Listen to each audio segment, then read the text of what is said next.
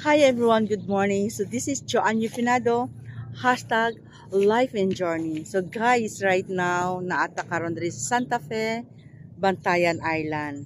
Good morning. So it's a nice morning today and 5:30 a.m. Today is our last day here in Bantayan Island and we're going to island hopping in Virgin Island. So guys, nice kayong Bantayan, promise. So until next time guys.